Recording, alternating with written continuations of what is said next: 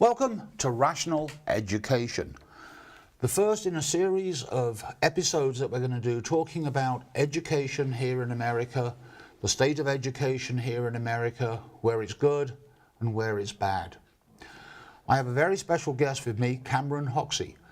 Cameron is very tied in to education here in Colorado. But why don't I let Cameron introduce himself? Cameron. Nigel, thanks for having me. I appreciate the opportunity. So, like you said, I'm Cameron Hoxie. Just Thursday, I started my 24th year of education. I've worked in university, I've worked in middle schools, high schools, public schools, private schools, administrator. I worked in a research center for a while. Moved to Colorado about 9 years ago, and have loved it, been here ever since. I guess primarily and foremost, I'm a special education teacher. So I teach in high school. I teach students with special needs. And my caseload, the kids that I work with, the high school students, they are in general ed classrooms. So they're mainstreamed, and my job is to help teachers both deliver information in ways that are beneficial for those students individually, and also to assess what they know individually. So I'm actually in Georgia, before I moved here, they came in and took all of our licenses away, rebadged them as consultants. So it kind of makes sense. We kind of consult with the teachers in addition to working with students. So you're basically teaching the teachers how to work with whatever's wrong with the particular students. That's part of it. We also foremost deliver instruction to students. So for example, I might have my specialty is learning disabilities. I might have a student who has a expressive written disorder, meaning that they have the thoughts, but their disability affects their ability to get those thoughts in a logical, sequenced manner. Now imagine, writing a high school essay. I remember them well. Yeah, some of us too well. So I would work with that student on, helping them formulate their thoughts, different ways. You can do mind maps. If the kid thinks linearly, we can arrange them that way. And I can also work with the teacher, the individual teacher, to maybe find a topic. Knowing the kid, I can work with that teacher to find a specific topic for that essay that might let the kid show what they can do best. The other thing that I can do is, when the kid produces something, help the teacher understand the best way to assess what they know. That same kid, let's take that same example, a kid that has a expressive written disorder. On the essay where he's got time to work with it, I would expect it to be done to grade level standard. But what about an in-class assignment where he has to write something, he doesn't have maybe the time to work on it, use the strategies, the skills that he's been taught. So I might work with that teacher to maybe figure out an additional way to, or in this case, I would first start out with, hey, let's have a conversation with the kid. Let's see if he can talk through verbal expression, if he can talk through the ideas, and if that gives you enough information to say, yes, this kid meets the standards, he understands the material, I can legitimately give him a grade for what he knows. Right. So you truly are a consultant. Really, in many respects. One of the few things Georgia maybe didn't get wrong. It really is. It really is. Yeah, especially at the high school level. Right. Because ironically, I was in the software and I worked as a project manager in between the programmers and the outside world. So a very, very similar situation. I'm sure it was. And a few of my programmers could have used your expert guidance. Yes. I'd be willing to bet that a few of your programmers had those types of experiences in school. I came to this, I came to special education, kind of a personal aside. I have a learning disability. and it was undiagnosed in high school. And I was not, shall we say, the most well-behaved student in high school. Ended up getting expelled. Back in the 80s, figured out a way to get into college without a high school diploma. Did a couple of years in community college, was transferring to a major university, and I think this was in computer programming. I think this was kind of in the beginning of information systems. So Yes. about a week before I'm moving up with my girlfriend, soon-to-be wife, I get a letter that says, Mr. Hoxie, we can't locate your high school diploma. So I had to go back to the high school, and you know, I'm like 21, and I'm coming back for one class, and they saw their way to make sure we didn't need to do that. Yeah. So I got into university and eventually got a diagnosis of a learning disability. But my undergraduate degree took 14 years, pretty much straight on. I think I failed algebra 12 times in college. Don't even like the sound of algebra now, but. You know. Ironically, algebra was always one of my strongest subjects. Why is that? I don't know. It's the way I'm wired. Yeah. Well, that makes sense. And it really is. Mathematics, if you can really grasp mathematics, your brain is wired in a slightly different way than someone that, say, fully understands opera, well, which I can't stand. Well, can't fault you there. So think about this. When you go into symbolic math, when it's not numbers, when it becomes symbols, you're having to make permanent that connection between what the symbol is and what the concept of that symbol is. So my very particular learning disability is making that connection permanent. So whereas I could do arithmetic just fine, when math became symbolic, I lost it. Greater than and less than. I totally understand the concept, but every time I saw the symbol, I had to stop and translate what it meant. What it really meant. And I very much like analogies. I think analogies are great ways to communicate an idea. The analogy I finally came up with for that was like you taking physics in Italian. I mean, you could do either thing, but the comprehension, my comprehension by the time I got to the end of an algebra equation was, because I was every single time having to translate each piece of information. So that's why I'm a special education teacher. It's near and dear to my heart, and it also gives me the ability to say to these high school students, no. No, I've been there, done that. I can actually say, I know, and no, you can't get away with that. So let's get on to what we really came here to talk Certainly. about today, the history of education.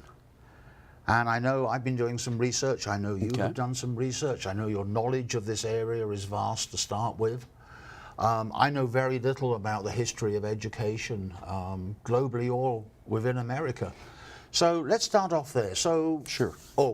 Or do you have a better starting point? No, I think when you talk about the history of education in America, I mean, you can jump right into it, but I think it's kind of instructive to look at kind of where our traditions came from and look at how education, I started out as a history teacher, I can't help myself, to look at how education through time has been not only a product of the time in the society that you're looking at, but also, you know, there are times in history where education is used as a club, and then there are times when it's this great tool of enlightenment, and we see both of that in America. So, I if you don't mind, I'd like to kind of start back. Let's start back there then. Okay, so Because I mean, there was also a time when education was totally hidden. Correct. From the general population, and of course that was really the time up until when America was founded,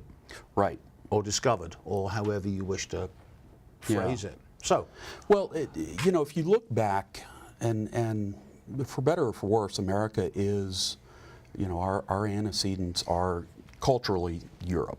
So I think, you know, anyone who's ever been to D.C.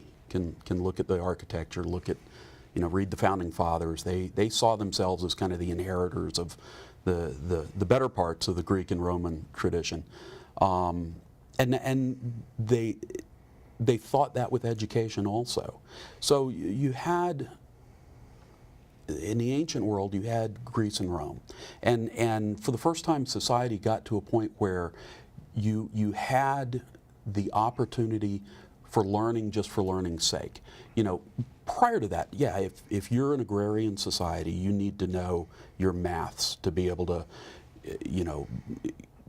how many seeds do you need for this field? You need some scientific knowledge for the seasons. What's the moon going to do? So there is practical knowledge, but when you're living as hard, there really isn't time for the luxury of, I wonder what the nature of man is, or Yes. Things like that. So in Greece and in later Rome, you saw that, which is kind of the bedrock of Western civilization. Then you go through a period where there were some political changes, Dark Ages, and have you ever read Thomas Cahill's book, How the Irish Saved Civilization? No. Amazing book. His thesis is that most of what we know about Greece and Rome, it was in the monasteries because the church Yes. becomes hugely powerful. Dark Ages come through, and all of those texts are destroyed throughout Europe, except for some of the far northern monasteries in Ireland, and that saved all of the texts from Greece and Rome, and then they slowly repopulated. So in the Dark Ages, education wasn't, liberal education wasn't really needed. It was back to that, we need to know what we need to know. That in my mind, that's the first time that education really became a tool of power. The church becomes tremendously important in European, especially Northern European society. Imagine, your little town in France, and the only person in that town who is educated, who can read and write, is the local priest. And so that was a tremendous amount of power. And so there was maybe a benefit in not educating everyone for a time period. You go through the Enlightenment, the Renaissance, and we're back to, okay, well, now we've got a little spare time. We can not just study this great art, but we can start thinking about stuff and recording our thoughts, and education just for the love of education. And I think you see that back and forth. Is education a tool that you can use to control something that maybe should be limited? Maybe not everyone should have an education, different periods in society. Or is education something that is beneficial for society and promotes society? And I think that's where the American educational experience really diverges, is, from what I am familiar with, that was kind of the first time that education was seen as a benefit for the commons, that society in general will be far better off if there is a certain level of education throughout society. And I think that has been, up until very recently, kind of the benchmark American tradition in education. Right. But getting education started in America was an uphill struggle. Yes.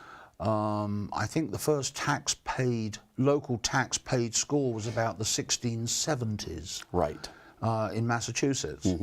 The Latin school, I think? I think it was a Latin school, and it was only for boys. Oh, sure. In fact, getting girls into the educational system took much, much longer. Yes. The wealthy did not want to pay for the poor to be educated, because the wealthy were sending their sons and daughters across to the United Kingdom. Absolutely. For their education. Or bringing tutors over. Right. Whichever way was better. So look at the pressures of society at that time. what did, and you kind of have to ask, what did society in general need?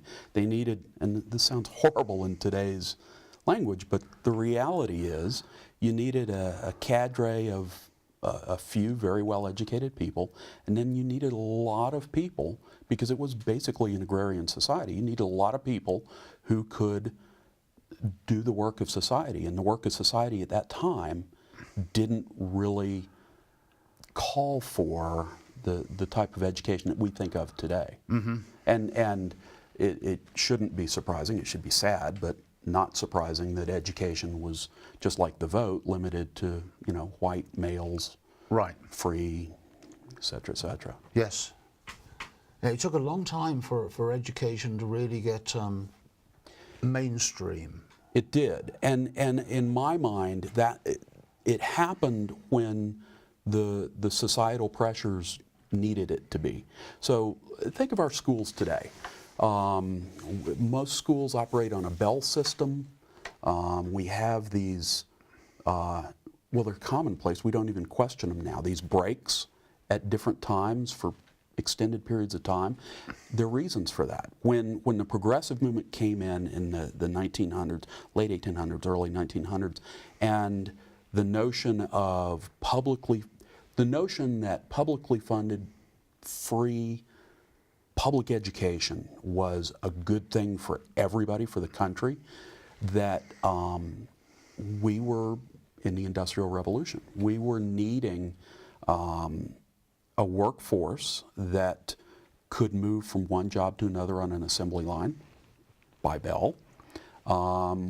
We still had a significant agrarian society, so kids would, up until as late as the 60s, in rural parts of this country, kids would need to take time off for certain farm chores. Mm-hmm. And so the summer break, the long winter break, those are tied to the societal needs of the dovetail of education fitting into society at that time. Right, and it's something that's just carried on. It has, and it's almost unquestioned now. You see some year-long schools, mm-hmm. and the data probably indicates that those are best for students, but they're fighting traditions that are 100 years old now. Right. So it's like the starting time of schools over here. I could not believe how early I used to have to get my kids to school. Yeah, that really, really surprised me. And again, it's probably going back to the fact that in the farming communities, right, everyone was up early, because mm-hmm. farmers traditionally get up very, very early, and they probably needed the kids home to do chores in the evening. And now it's actually morphed to, in a lot of school districts, the high schools generally will start earlier, mm-hmm. and get out earlier. Every study I've ever seen says that high school students, teenagers, really, their brains really kick in and they start being effective cognitively about 10:30 or 11 in the morning. Yeah. So, it's just the way it is. We end school early for athletics, and because high school kids have part-time jobs. Mm-hmm. And so there is, whenever, it's an absolute statement, generally when districts look at changing those start times, especially for high school, there's pushback. I think I'm pretty right in saying that in the UK, even today, all schools, it doesn't matter the level of the schools, about 8:30, 9 o'clock. Really? Yeah. I know that is normal. Well, I know one of the things that impinges upon us is we have 3 levels of schools, 3 different bus routes using the same bus. Yeah, well. So it's the logistics of it. But even when they look at switching,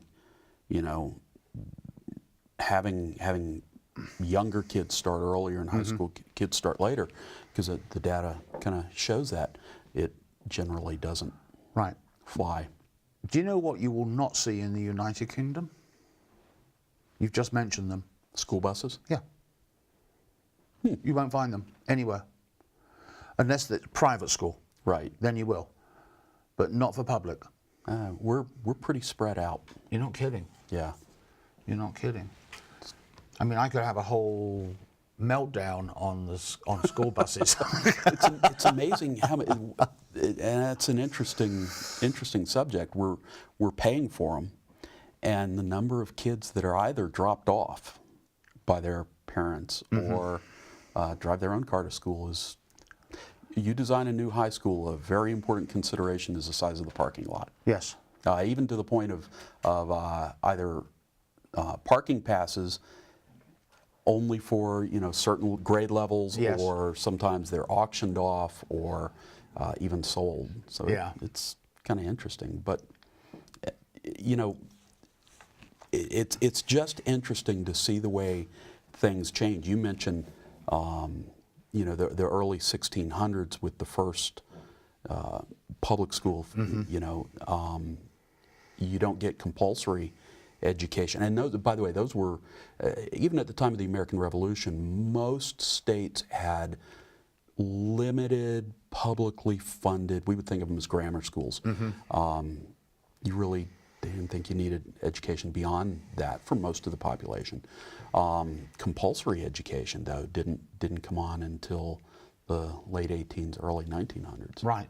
What's really interesting is you look at the South, and if you just looked at the timeline, they'd look a little progressive for public schools. Actually, what happened was it was Reconstruction, and the freed slaves and Northerners were the ones that rewrote the constitutions, the state constitutions, and very often they put in there free public education. Right. Which is kind of interesting. That is kind of interesting. Yeah. So this was driven from the South? A little. More or less. More or less. I think unintentionally from the South's point of view, but Right. yeah, I mean it's kind of a historical oddity, but it's purely from That is. the power of Reconstruction. You see, my dad, he was born just 1905, and he left school when he was 14. And he immediately went to work for Woolworths. He actually worked for Woolworths his entire career, except for 5 years off between 1939 and 1945. But, that little intermission he had over there then. And a school leaving age back then was 14. So things were a little different. Yeah. Well, you think about the increase in just the knowledge that we have to have now. Yes. I mean, how many words has NASA, how many concepts has NASA, the American space program alone, added to what you would expect a reasonably well-educated person to know? I remember Alex was going to a school here in town, and because of things that happened, Alex is my daughter. Okay. And because of certain things that happened in Burford, we sent her to a private school here in Longmont. And she came home with this maths book that was written at the end of the 19th century. And it was the most fascinating reading I've ever made, because I'm buggered if I could work out how to do some of these things. How many planks of wood do you need at 20 feet long to put on the side of a house when the windows are, and there's 5 windows here, and there's a doorway here that measures 6 foot by 4 foot. And I'm reading this thing, and they taught this back then. Well, that kind of Kids nowadays would look at this and not have a clue. Well, not only would they not have a clue, they wouldn't see the relevance. I mean, unless they were going into a trades. Right. It just Education's not about relevance. Education is getting the brain to work. Yes. And I think that's been lost a little bit. But we're drifting off subject here. I know we're going to come back to this at some time. Tell me about parochial schools, because they started up in what, the 18th, 19th centuries? You know, I'm not terribly up on parochial schools, but I think I know that I think there's always going to be a need to, or a want to provide a more religious education than the public schools are going to do. I think there's a long tradition in America of what we typically think of as parochial schools. I think what's interesting is the response to the 50s and 60s, where you start seeing other religious schools that are started not because they specifically want a certain education, but it's a response to there's certain things we don't want our kids educated with. And so you see, in the American experience, that's kind of where it changes. There's a point at which education in America, that notion that free public education, that having everybody educated to a certain common level is a thing that's worth paying tax dollars for. There's a point at which that starts to be challenged, and it coincides with the civil rights movement. And so you see some religious schools. You see in the South, I've seen it called the academies movement, where integration is mandated, and all of a sudden, a whole bunch of private schools pop up in southern cities. And it's a response to changing society. From what I could work out, parochial schools were really started by the Irish Catholics. And that's where it really all started, because they didn't trust the Protestants to give them the education that they wanted to give them. So, of course, it was very religiously bent. Right. And I also discovered there were these things called the Blaine Amendments, which forced the parochial schools to be totally private. They weren't allowed to have any public funding. Okay, so we now come to today. Right. So what would be the difference between a Catholic parochial school and a state school teaching, say, well, what should we call it? The lunacy of let me try that in English, non-Darwinism. Oh, the Because if you're teaching creationism. I mean, if you are teaching, well, not just creationism, there's been through so many twists and turns that who knows what it's called today. Right. And some creationists believe 6,000 years old on Earth, some believe something else, Adam and Eve, blah, blah, blah, blah, blah. Right. Straight religion. So what makes it a difference from a parochial school? So my opinion is no different, and I think more often than not that's the opinion of the court. Again, it can depend on the society that you're in. I was a high school teacher in Georgia, and a neighboring school district made the national news.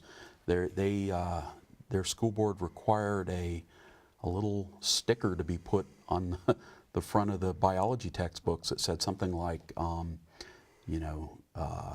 scientific theories are just that, theories. Of course, most enlightened people know that scientific theories are a little bit different than, the theory of Winning a horse race. Yeah, which is the best TV show. It's apples and oranges, or I'd say apples and elephants. So I think that's a significant question, and that you start bending over into some of the biggest issues in education today, and that is, can public money be used in quasi-public schools, or can public money, tax money, be used for private schools? And that's one of the biggest fights in education right now. The charter school movement, the school vouchers, it's my personal opinion is there's not much argument there. Probably 20 years ago, I worked in a private school in Georgia that was a very good school. It was a school for kids with disabilities, and I taught in the middle school. And 20 years ago, if memory serves, the tuition was $16,000 a year. That was a chunk of change. That's a chunk of change. And our resources were, and most of it went to payroll to pay for teachers, and they were paid much less than public school teachers.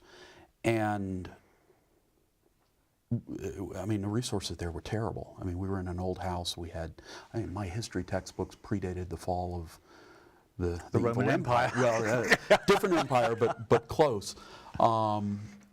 And yet, when you looked at the amount of money that would have been in a voucher, the state money that, let's say the state of Georgia at that time said it's voucher, it's portability, you can take the money that the state would give to your kid and you can use it as a voucher at a private school.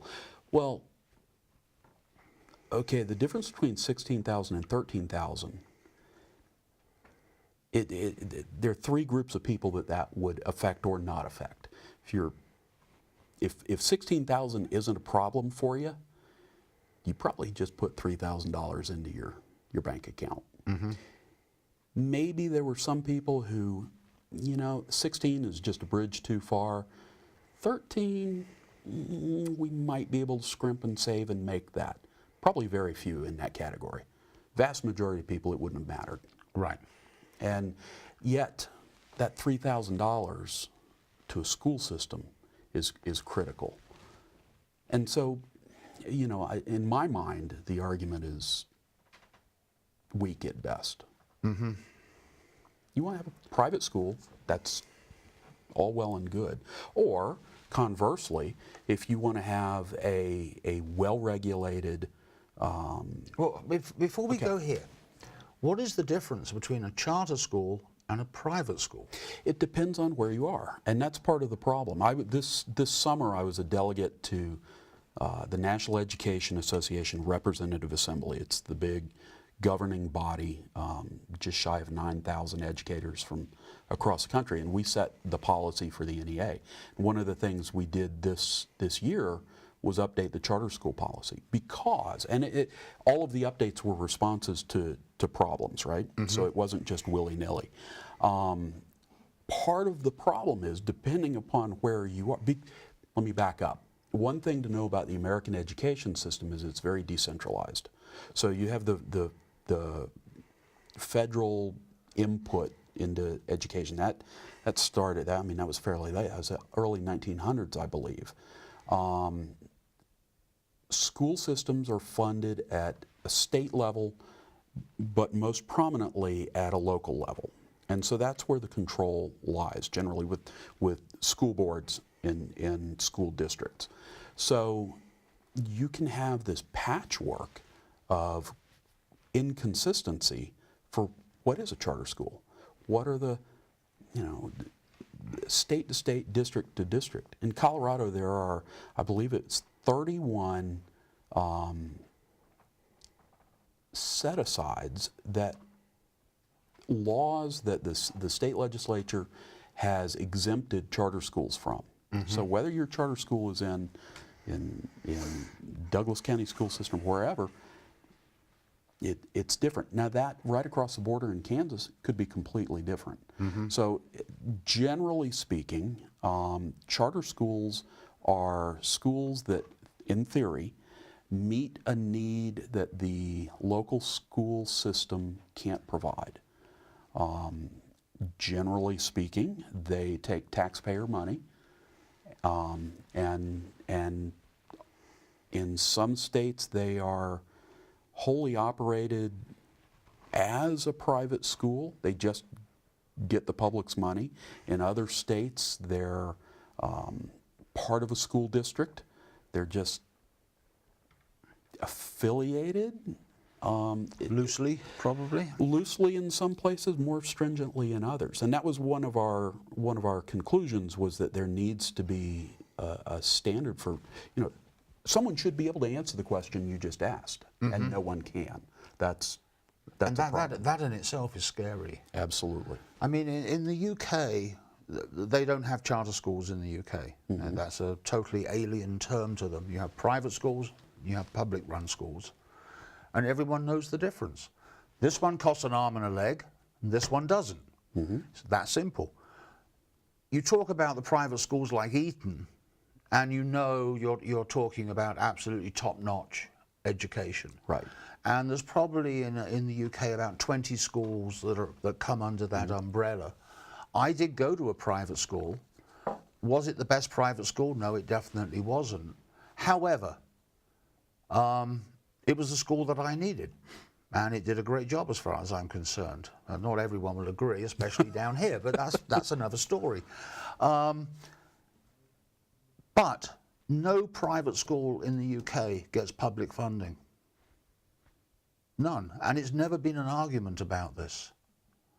And so I don't know why there is this. If you wish your kid to go to a private school, then it's up to you. Well, basically, if yes, the local school is offering good education. right. So here's my analogy for charter schools, and boy, we could do a whole program on. And we probably will end up doing a whole program on that. Well, I'll save my analogy then. Okay. I think you have to go back and look at the history.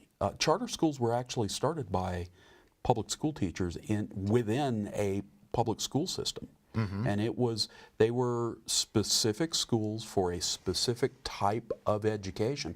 I believe they were, I believe the first one was a performing arts school.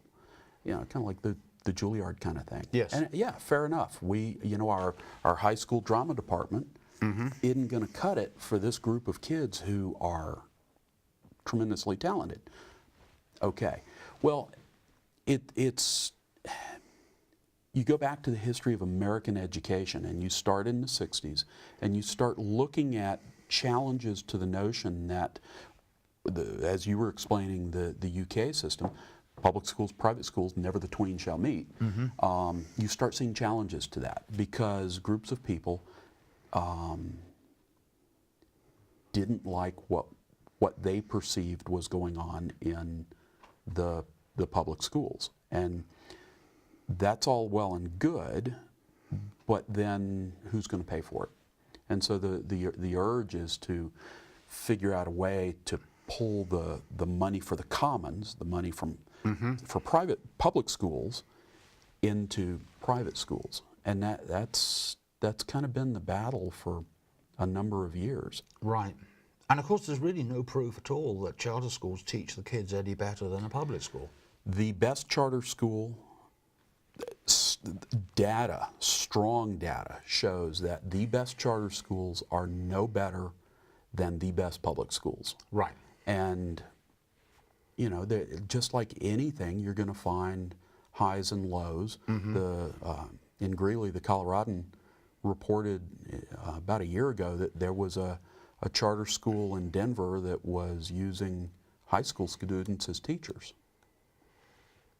And that's one of the set-asides, one of the cutouts is, in Colorado, is teacher certification. Now, I will admit that when I was at school, I used to teach science purely because I was very, very good at it. Okay. And the teacher that we had at the school, we nicknamed him Merlin because he was as old as Merlin should have been. But he was an absolutely fascinating, Mr. Gould, that's it, Mr. Gould. He was an absolutely fascinating man, lots of stories. But yeah, I used to teach, but a lot of levels down, because I was still learning. This was high school, yeah, if I'm not mistaken. Yeah, so I was high school, but I was teaching, say, lower middle school. Mm-hmm. So the basics of science, the basics of physics, how it all melds together. And we have tutoring programs. Yes. But we would never, public school would never let one student be responsible for the education and the grading of another student. Why are states allowed to take regulations away that are against public schools from charter schools? And can you give us an example? Well, I mean, teacher certification. Oh, that's right. A charter school needs no teacher certification. You know, again, it's that patchwork. It depends on where you are. In Colorado, I'm fairly sure that certification is a very fluid kind of thing. Mm-hmm.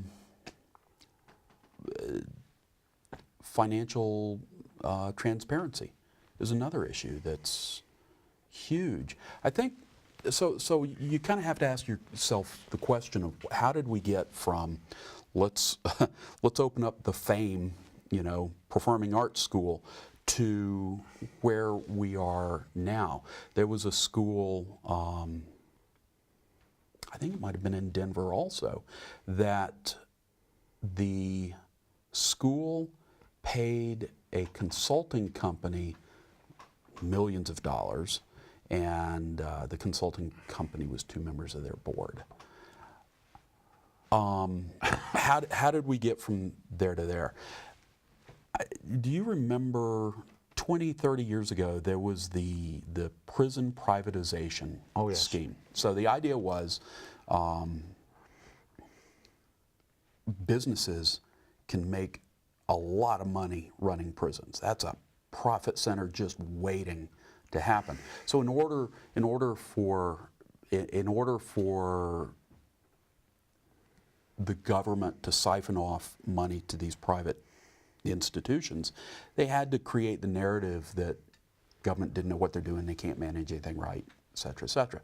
So we tried it out, and it was universally a failure. You know, you're having to do the same thing, but also run a profit for the shareholders. It just can't be done. So we're seeing kind of the same thing in education now. Last 10 years or so, 10, 15 years, the privatization, the corporatization of education has become a significant issue. Millions and millions and millions of dollars are going into companies to manage charter schools. I mean, your local neighborhood charter school opens, they may not have the first idea how to even do a schedule for a kid or curriculum or any of these things, and so they hire management companies to come in and be the administration of the charter school, and it's a cash cow right now. But in order for the public to acquiesce to that, the narrative has to be painted that public schools are not up to the task, and it's just not backed up by data. Right. Let's call it a show for now.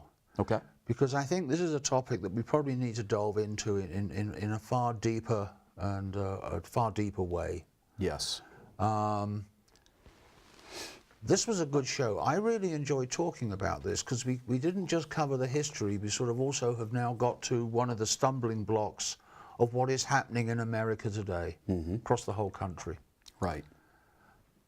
Thank you very much for joining me. My pleasure. And let's get another show organized really quickly, providing we haven't all been turned to ash. Thanks. Enjoyed it. I hope you enjoyed that edition of Rational Education. I don't know where we're going to go with all of this, but I think we're going to have some very interesting programs in the very near future. Thank you.